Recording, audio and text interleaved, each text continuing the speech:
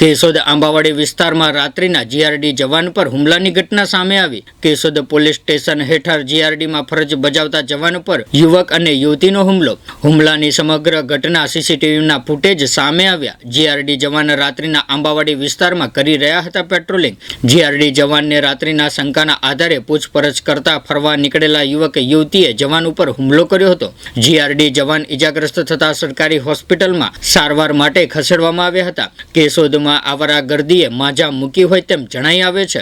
ત્યારે કેશોદના લુખ્ખાઓ આવારા તત્વોને છાવરતા પદાધિકારીઓને કારણે સામાન્ય શહેરીજનો પણ ભોગ બની રહ્યા છે।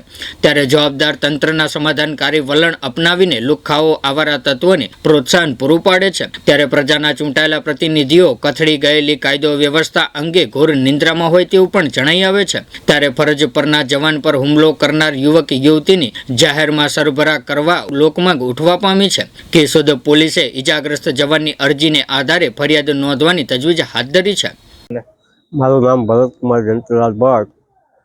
હું મારી ફરજ ઉપર હતો તે દરમિયાન બે ઈસમો, એક લેડીઝ અને એક જેન્ટ્સ આવેલા। મેં એને પૂછપરછ કરાવી કે ભાઈ તમે ક્યાંથી આવો છો અને શું કારણે અત્યારે નીકળ્યા છે?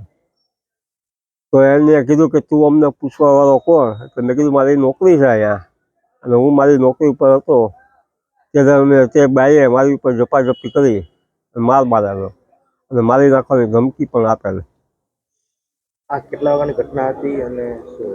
આ રાતના 2:15 બનાવ બને। કેશોદ પોલીસમાં તમે કઈ ફરિયાદ કરી નોંધાવી? હા, એ આપેલી છે ફરિયાદ। तो व्हाट्सएप, ट्विटर, फेसबुक, इंस्टा जहाँ भी आपका अकाउंट है, इसे शेयर बटन के द्वारा वहाँ पर शेयर करें।